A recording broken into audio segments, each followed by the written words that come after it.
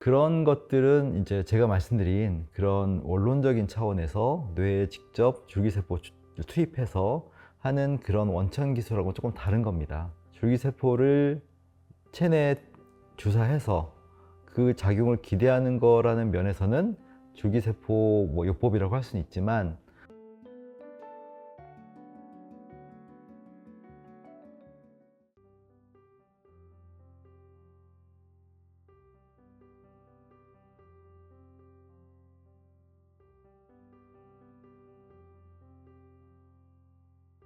아무래도 그 파킨슨병 환자분들은 지금까지는 이제 난치병이고 불치라고 하니까 새로운 신약, 새로운 치료법에 대한 기대가 큰데요. 수십 년간 꾸준하게 진행되어 왔던 것은 주로 신약 개발입니다. 그래서 이렇게 보면 기사에 주기적으로 이렇게 파킨슨병 신약 개발에 대한 얘기가 나오는데요. 그게 과장이 돼서 뭐 완치의 길이 열렸다랄지 뭐 근본적인 치료 기술이 열렸다고 하지만, 그러한 식의 어떤 기사들은 이미 5년 전, 10년 전에도 비슷한 내용으로 반복이 됐습니다. 어떤 아직은 한계가 있기 때문에 그 범위 내에서 이제 어떤 가능성을 생각하는 데 반해서 많은 환자분들은 그런 기대치가 크기 때문에 신약 개발에 관련된 기사들에 대해서 굉장히 이제 민감하시고 과도한 그런 기대를 하시게 되는데, 제가 보기엔 아직까지 이런 약으로 해서 하는 것들은 언젠가는 정말 좋은 뛰어난 약이 나오겠지만 그 과정은 좀 더 시간이 걸리고 점진적으로 갈 수밖에 없다는 생각이 들고요. 이제 상대적으로 이제 줄기세포를 이용한 그런 치료가 있는데, 이제 이 부분에 대해서는 저는 조금 장기적으로는 기대를 많이 하고 있습니다. 줄기세포 치료라는 것은 뭐 모든 질환에 다 사용이 될 수 있겠지만, 그 이론상 파킨슨병이 기술적인 완성도를 가지고 적용이 된다면 파킨슨병에서 가장 큰 효과를 가질 수 있지 않을까, 그렇게 기대를 하거든요.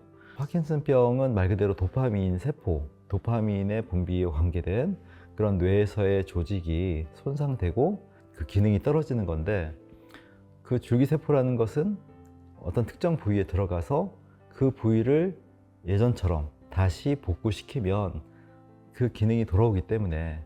그런데 뭐 여러 가지 뭐 고혈압이나 뭐 당뇨나 이런 거에 비해서 파킨슨병은 어쨌든 도파민 쪽 관련한 분비 세포 쪽에 일단 문제가 집중되어 있는 경우가 많기 때문에, 그 부분만 잘 복구할 수 있다면 이론적으로는 정말 많이 좋아질 수 있는 거거든요. 그래서 그런 면에서는 줄기세포가 가진 어떤 그 특성과 이 파킨슨병이 가진 질환의 특성이 잘 연결이 되기 때문에 이론적으로는 이 줄기세포 치료에서 상당히 기대할 수 있는 대상이 파킨슨병인 건 맞습니다. 하지만 한편으로는 아직은 그런 식의 그 줄기세포를 투여하는 그런 기술이랄지 거기에서의 안정성이 동작하는 그런 면에서 아직은 많이 좀 부족하기 때문에 장기적인 어떤 원천 기술이긴 하지만 지금 현 시점에서는 한계가 또 명확한 이제 그런 것들이 공존하고 있는 것 같습니다. 네, 말씀드린 것처럼 이렇게 이 줄기세포의 치료 기술의 어떤 컨셉과 그다음에 파킨슨병 질환의 특성이 잘 이렇게 맞는다는 면에서 이제 근본적인 그런 이제 기대치가 있는 건데요. 조금 구체적인 말씀을 드리면은, 줄기세포라는 건 사실은 몸에도 다 있습니다. 있고 뇌 안에도 있어요. 그럼에도 불구하고 그 줄기세포가 우리가 지금 현재 이 파킨슨에서 이런 쪽의 도파민 관련 조직에 알아서 들어가서 그거를 이렇게 재생시켜주면 좋은데, 그게 이제 쉽진 않거든요. 아주 원초적인 줄기세포가 아니라 이 줄기세포가 그쪽 방향으로 분화되는 과정의 중간 단계를 넣으면 더 빨리 될 수 있다는 거예요. 가장 이제 걱정하는 것은 제대로 분화가 돼서 제대로 성장하지 않고 조금만 그 과정에서 문제가 생겨도 이게 이제 가장 우려되는 것이 종양입니다. 이런 줄기세포가 이렇게 분화하는 과정에서 분화가 좀 잘못되면 이게 이제 암세포, 종양이 될 수 있기 때문에 이러한 리스크가 있고요. 그다음에 또 한 가지는 이제 면역 반응입니다. 그래서 이게 이제 항상 아주 자연스러운 그런 과정은 아니기 때문에 그런 이제 이게 투입 과정에서 기존의 면역 시스템하고 이게 충돌이 날 수도 있습니다. 그래서 그런 뭐 염증 반응이나 이런 게 생길 수 있기 때문에 이제 이러한 문제들이 예전 초기 10년 전, 20년 전의 그 연구 단계에서보다는 지금이 많이 안정이 되긴 했지만 그래도 아직은 임상 연구 수준이에요. 그럼에도 불구하고 지금 이미 국내의 어떤 클리닉이나 또는 이제 어떤 줄기세포 관련한 어떤 회사들 그런 데에서 이렇게 일본에 직접 환자분들을 모시고 가서 거기에서 이렇게 또 치료를 받고 오는 이런 경우들이 있는데 그런 것들은 이제 제가 말씀드린 그런 원론적인 차원에서 뇌에 직접 줄기세포 투입해서 하는 그런 원천 기술하고 조금 다른 겁니다. 줄기세포를 체내에 주사해서 그 작용을 기대하는 거라는 면에서는 줄기세포 뭐 요법이라고 할 수는 있지만 줄기세포 관련 업체에서 하는 것들은 주로 이제 자가 지방세포를 이용한 겁니다. 이제 자기 안에 있는 그런 지방세포를 추출해서 거기서 그 안에 있는 줄기세포를 배양해서 하는 건데요. 간편한 건 있지만 그거를 직접 뇌에다 투입하거나 그런 건 아니에요. 그러니까 정맥 주사를 하거나 아니면 척추관 쪽에다가 주사를 하거나 일부가 뇌로 갈 수는 있습니다. 하지만 그거는 아주 미약하고요. 사실상 이렇게 뇌까지는 아니고 몸에서의 어떤 신경세포들 이런 쪽에도 또 어느 정도 거기에 대한 그 기능을 좀 더 보완하고 그거를 좀 더 활성화시킬 수 있는 그런 식의 가능성은 있거든요.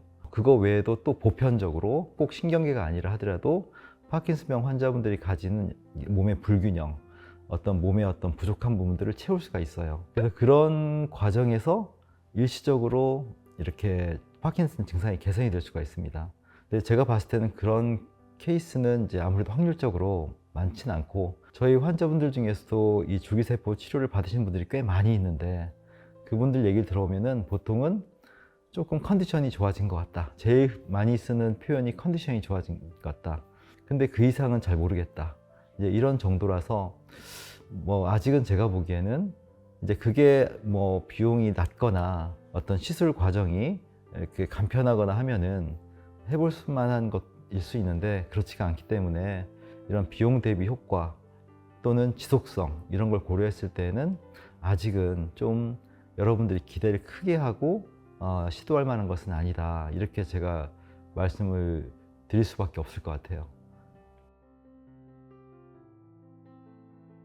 현재의 현황들을 보면은 이게 이제 궁극적으로 우리가 장기적인 그런 가능성을 가지고 시도하는 것과는 아직은 조금 다른 차원이기 때문에 줄기세포 주사를 통해서 내가 기대할 수 있는 가능성, 그 어떤 호전 효과 정도의 어떤 범위를 생각한다면 말씀드린 것처럼 이게 결국은 종합적인 체내 환경의 개선이거든요. 다른 요법들이 대체할 수 있다고 생각합니다. 일반적인 것이 한의학적인 요법이죠.